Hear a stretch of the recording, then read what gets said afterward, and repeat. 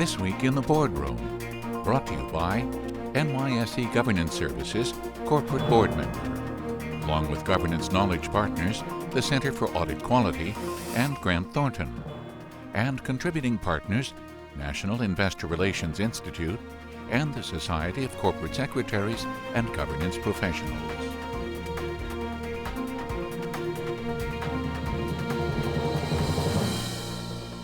Welcome to this edition of This Week in the Boardroom. I'm TK Kerstetter, Chairman of the NYSE Governance Services Corporate Board Member, and it's a pleasure to welcome you to the show.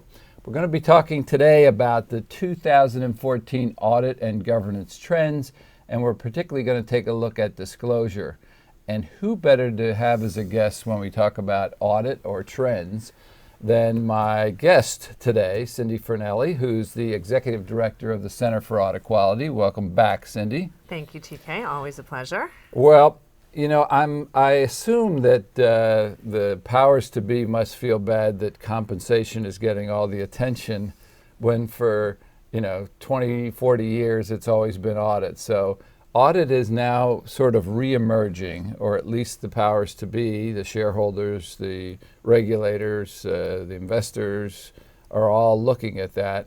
And they're particularly looking at it from a disclosure perspective. So talk a little bit about this renewed focus about what's happened as far as disclosure goes. Yeah, we saw it starting to emerge late last year, and I really do, if I had my crystal ball, I'm going to predict that 2014 is going to be the year of disclosure focus. And it started with Mary Jo White, SEC chairman.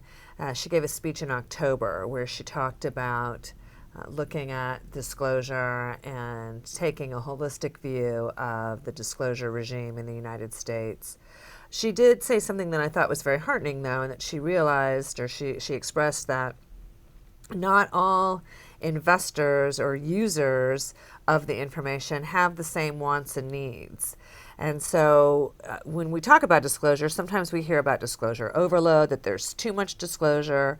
Sometimes we hear that there's not enough disclosure. And so what I found heartening about what she said was that it was really about disclosure effectiveness. So I believe that as the SEC under Chairman White's leadership is going to look at this disclosure regime, she's going to have an eye toward making sure that disclosure is effective, realizing that not one size fits all. And then the other thing I would say about disclosure in general is that, there's never going to be perfect disclosure. Disclosure is one of those things that you just can't attain perfection. But I found a quote from Vince Lombardi as we're in the end of the football season here coming up. He said, and I want to get it right, "Perfection is not attainable, but if we chase perfection, we can catch excellence."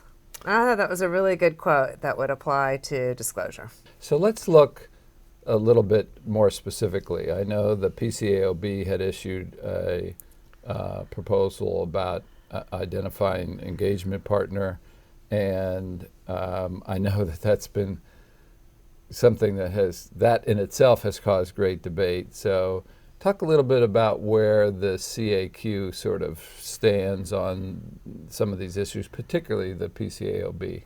So the PCAOB does have a proposal out that would require the identification of the engagement partner as well as the identification of others involved in the audit.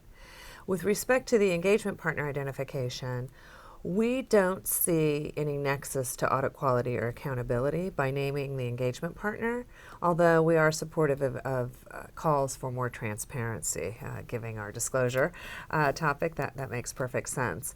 But the bigger issue that we have is if the PCAOB is going to go forward with identification of the partner, it's where it is. Right now, the proposal would have it be in the audit report. And because of the SEC's rules, that would require the auditors, prior auditors, to give consent to being named in the report, as well as the others that were involved in the audit. And for some firms, there could be other firms involved in the audit that they go out and seek expertise. And our concern is that by it being in the auditor's report, getting those consents could delay an issuer filing their statements on time. So we are coming up with alternative places, namely the Form 2, a PCAOB document that would get around this consent issue, not make it a legally required consent issue, and still achieve the purposes of the PCAOB and having those those others that were participating in the audit be named. This consent issue really could impact a lot of the business community, the companies. That seems to be a challenge.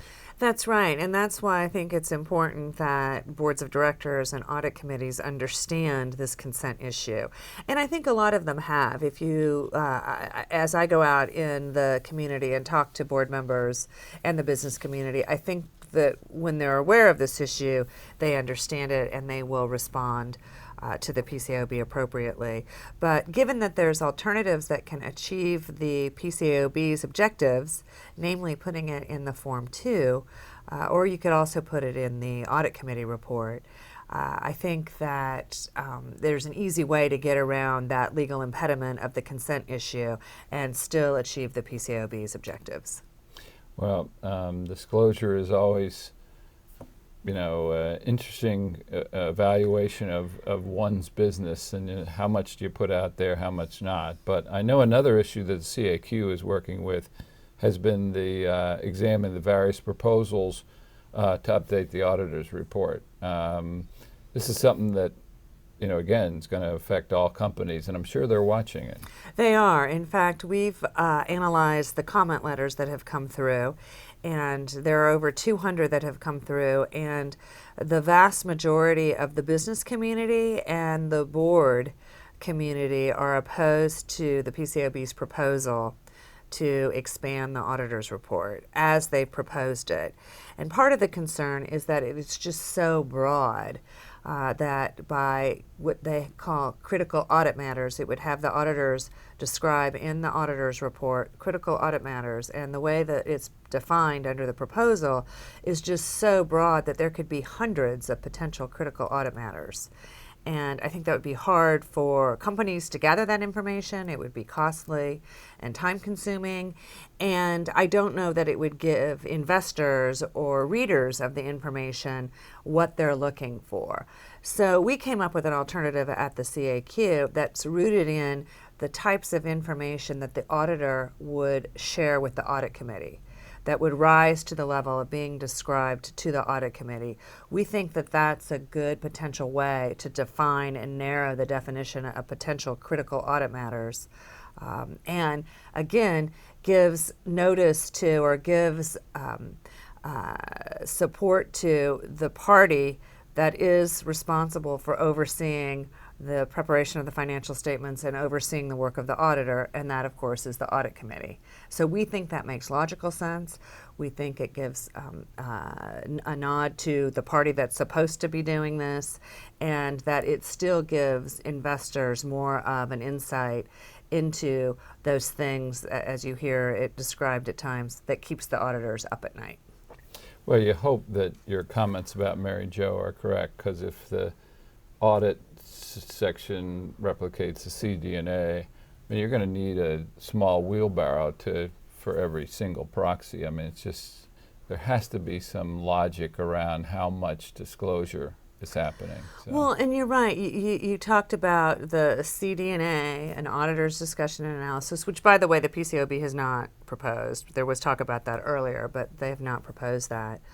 But it gets to one of the issues that we think is fundamental, is that you don't want the auditor to be the original source of information about the company.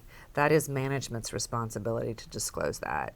And so we're wary of anything that would encroach upon management's being the original source of information. So again, that is why we came up with an alternative to narrow the scope of what the potential critical audit matters would be.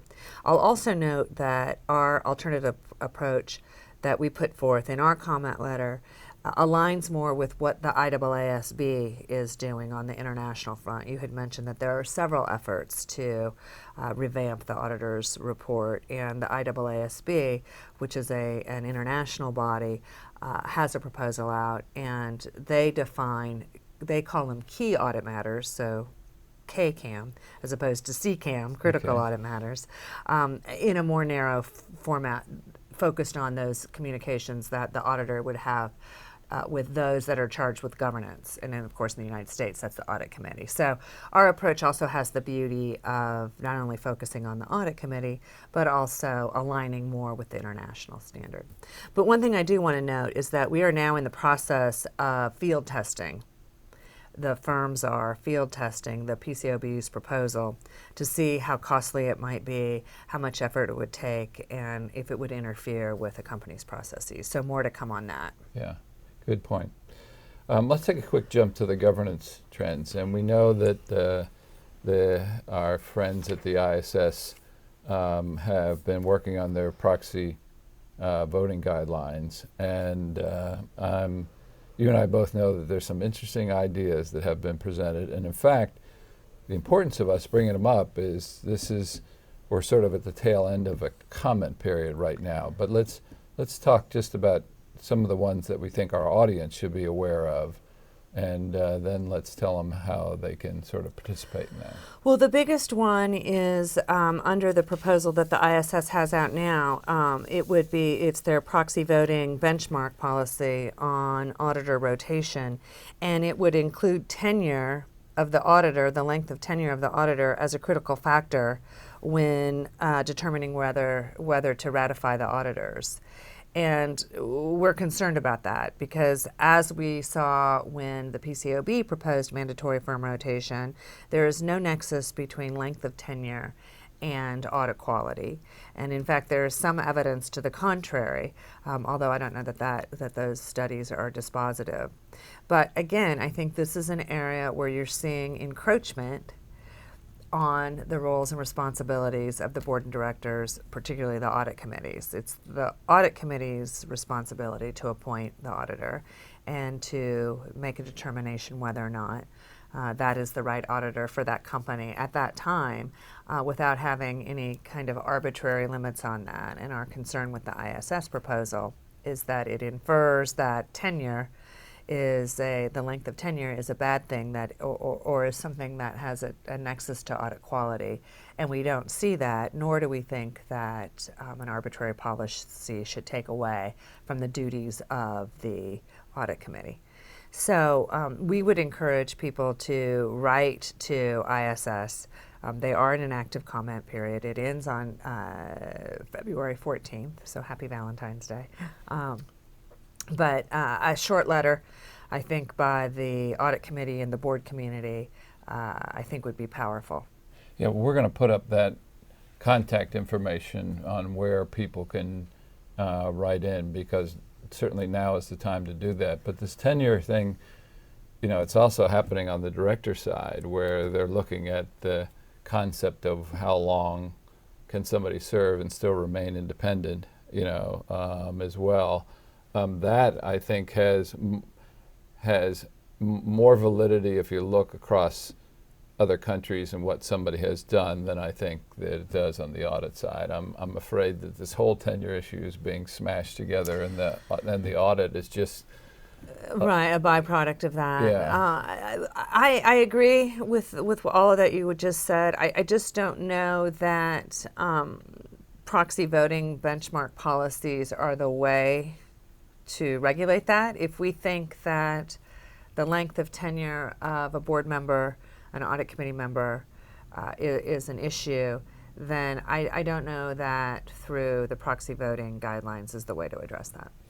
Well, we'll have to see what happens, and we're going to try and maybe we can get Pat McGurn or somebody from the ISS on the show. It'd be great to hear sort of their perspectives, their right? perspective Why they did this. I'm not sure we're going to do. Obviously, we won't do that before the comment period. So we still encourage people to sort of, if they have comments, write in because that's the only way to influence in the end what the voting guidelines will be. And I'm not sure enough people take advantage of the opportunity to do that. So. Well, and this one kind of snuck up on us, frankly. At least it did with us at the CAQ. So I don't know how widely known this is. So I would encourage our viewers to write in. Again, it need not be a long letter, but just putting their points of view up across, I think would be powerful. Well, Cindy, it's always a pleasure to have you on. This is good information. Again, if it's sneaking up on the CAQ, it's sneaking up on everybody. So it's something that would, again, we encourage people to comment, stay familiar with what's going on. So thanks for joining us. Thank you. There's a lot going on in the regulatory community, so I know it's a lot to keep up with. So I appreciate the opportunity to be able to talk about some of them. That's what the show's for. So with that note, that will end this week's show. We hope you enjoyed it. Please join us again next week when we'll take a look at another critical topic that'll help you be a better board member or committee member. And we'll see you then. Join us again next week for This Week in the Boardroom, brought to you by NYSE Governance Services Corporate Board Member, along with Governance Knowledge Partners, the Center for Audit Quality, and Grant Thornton, and contributing partners, National Investor Relations Institute, and the Society of Corporate Secretaries and Governance Professionals.